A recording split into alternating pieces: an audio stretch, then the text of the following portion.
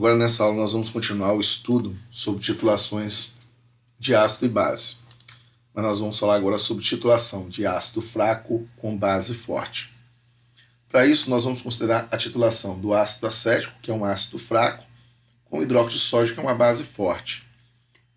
Então nós temos esse esboço da curva de titulação do pH versus o volume de hidróxido de sódio. Então só para nós lembrarmos como que é o esquema da titulação aqui, dentro da bureta nós vamos ter a solução de hidróxido de sódio. E dentro do becker nós vamos ter uma solução de ácido acético. Para esse exemplo, nós temos uma concentração de 0,1 mol por litro de hidróxido de sódio e 0,1 mol por litro também de ácido acético. Que dentro do becker vai ter um eletrodo onde vai medir o pH da solução, enquanto o hidróxido de sódio vai sendo adicionado através da bureta, certo? Bom, antes de qualquer base ser adicionada, a solução contém apenas o ácido fraco, que é o ácido acético. Consequentemente, o pH é dado pelo cálculo do equilíbrio do ácido acético, que é um ácido fraco, que vai produzir H+, e o acetato, que vão estar em equilíbrio. Então, para você calcular o pH antes de começar a titulação, ou seja, neste ponto aqui, onde você não adicionou nenhum volume de hidróxido de sódio, você precisa dessa equação de dissociação do ácido acético, vai precisar do valor do Ka para determinar a concentração de H+, e assim descobrir o valor do pH, que deve estar aqui em torno de 2,7. Tá? Mas à medida que a base forte for adicionada, então se você começa, abre a bureta lá e começa a adicionar um volume de hidróxido de sódio aqui. O que acontece? Começa a ver a reação do hidróxido de sódio com o ácido acético. Então, o pH tende a aumentar um pouquinho, mas inicialmente ainda esse pH ele é ácido, porque você tem mais ácido do que base que foi adicionada. Então, à medida que a base forte é adicionada, a base forte consome uma quantidade estequiométrica de ácido fraco, como mostra nessa reação do ácido acético reagindo com hidróxido de sódio. E aí vai produzir um sal, que é o acetato de sódio. Aqui omitiu-se o sódio, né? Então você pode colocar o sódio aqui e tirar essa carga negativa, mais água. Então, a partir do momento que você começa a adicionar hidróxido de sódio, começa a ocorrer essa reação. E durante essa reação, você então vai ter um excesso de ácido acético no início, né? Aqui antes desse ponto de equivalência, você vai ter uma concentração de ácido acético ainda que é maior do que o do hidróxido de sódio que você adicionou, mas você começa a ter também a formação da base conjugada do seu ácido acético. Então, quando você começa a titulação, nesse intervalo aqui, antes do ponto de equivalência, você tem uma mistura do ácido acético, que ainda está em excesso, mais a base conjugada desse ácido que vai ser formada nessa reação. Então, existe um excesso de ácido antes do ponto de equivalência.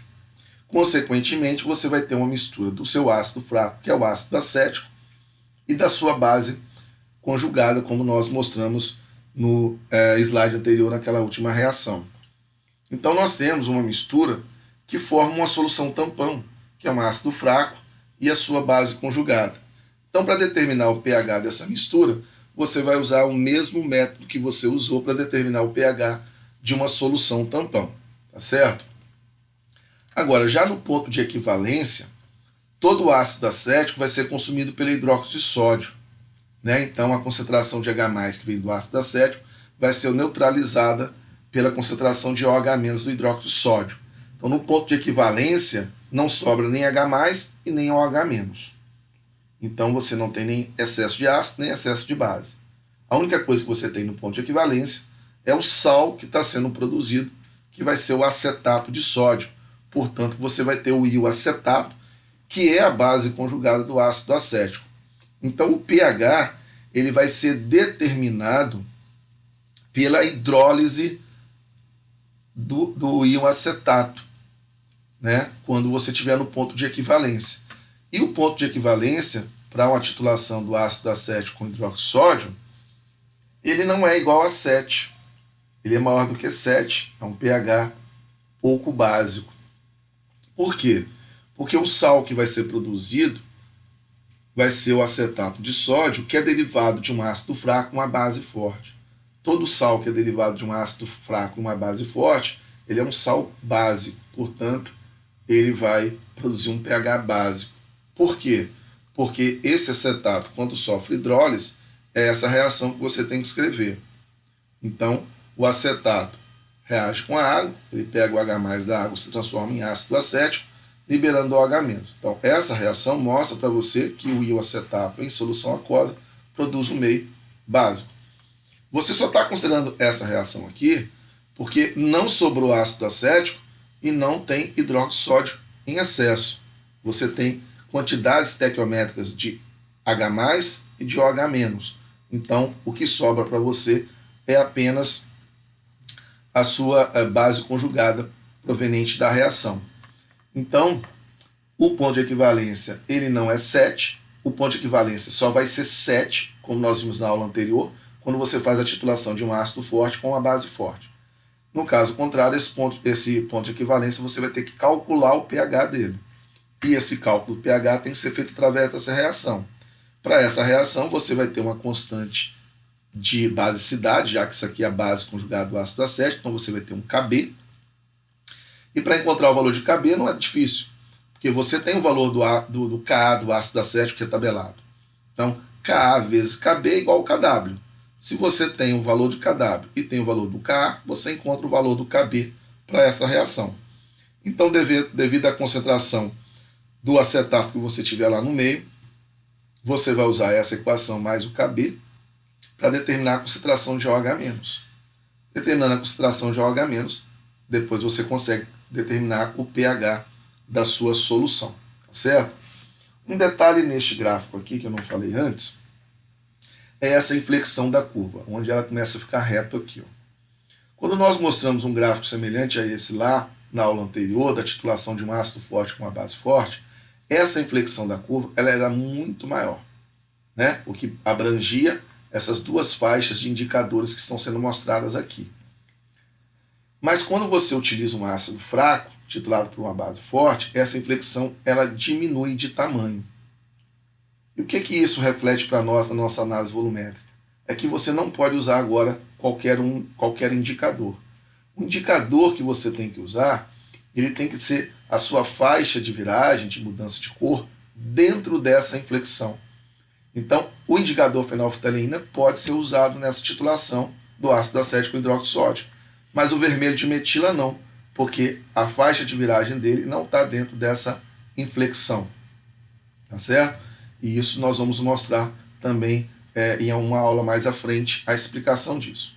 Bom, agora depois que você adicionou mais hidróxido e passou do ponto de equivalência, o pH então ficou básico, né? Ele ficou básico porque agora você tem um excesso de hidróxido. E para calcular esse pH após o ponto de equivalência, a única coisa que você precisa saber é qual é a concentração de hidróxido de sódio que está em excesso. Porque ela é uma base forte e a dissociação dela é completa, então o OH- vai ser importante apenas para a dissociação do hidróxido de sódio. Ah, mas vai ter lá a base conjugada do ácido lá no meio da reação. Vai ter. E ela vai sofrer hidrólise, vai. Só que essa concentração de OH- produzida nessa hidrólise ela é bem menor do que a concentração de hidróxido produzido pelo excesso da base. Então, após o ponto de equivalência, o pH tem que ser calculado apenas em função do excesso da base conjugada. A outra parte da base conjugada, não, do hidróxido de sódio, que é a base forte. A base conjugada, a quantidade de hidróxido produzido por ela é desprezível. Bom, o ponto de equivalência ele é determinado pelo Ka do ácido. Então agora a gente mostra essa figura que mostra aqui as curvas de titulação para vários tipos de ácido. Um ácido mais forte e aqui o Ka vai diminuindo e o ácido vai ficando cada vez mais fraco. Então é um ácido fraco titulado por hidróxido de sódio. Então quando eu uso um ácido forte, como por exemplo o ácido clorídrico, e faço titulação com hidróxido de sódio, nós temos essa inflexão da curva, né? Aquele momento que fica reto aqui. Então aqui dentro dessa faixa de inflexão eu tenho vários indicadores que tem a faixa de viragem aqui. Então eu consigo fazer uma análise volumétrica com um erro bem menor na minha titulação. A partir do momento que o ácido vai ficando fraco, né, o Ka dele vai ficando menor, e aí a inflexão vai ficando menor. Esse ácido ainda aqui você tem uma boa faixa de inflexão da curva, então você vai encontrar indicadores que podem ser usados aqui na titulação de um ácido fraco com a constante de 10 a menos 2.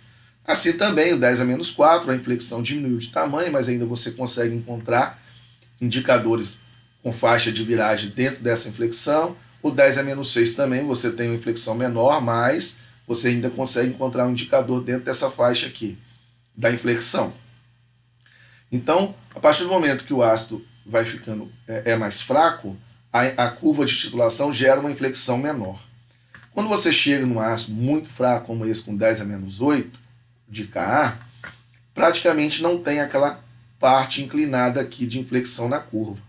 Então, se você usar um indicador aqui, mesmo que a faixa de viragem dele esteja nesse intervalo aqui, que está um pouco menos inclinado,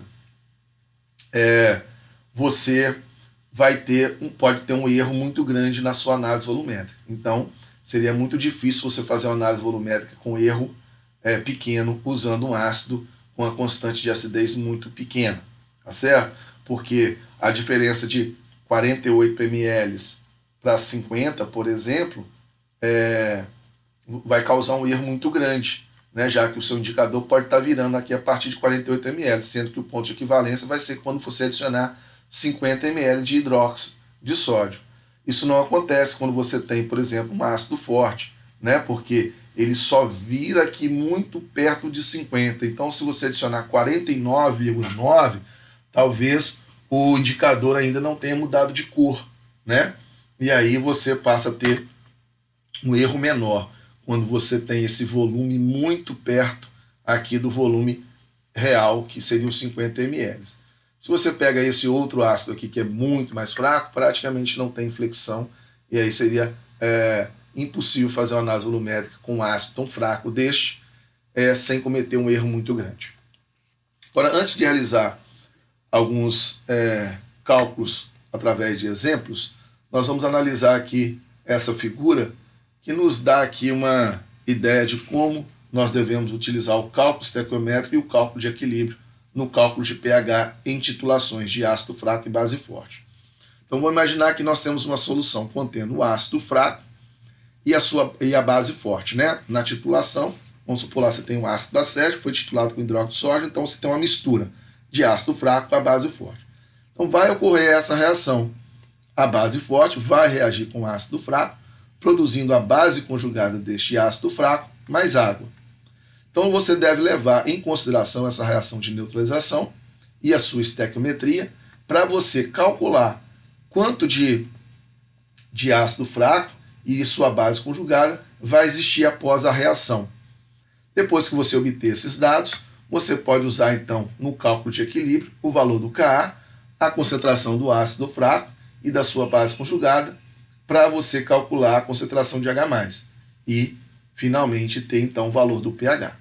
Então, o que nós vamos realizar nas duas próximas aulas são resoluções de exemplos de como fazer o cálculo do pH em uma titulação de um ácido fraco com a base forte.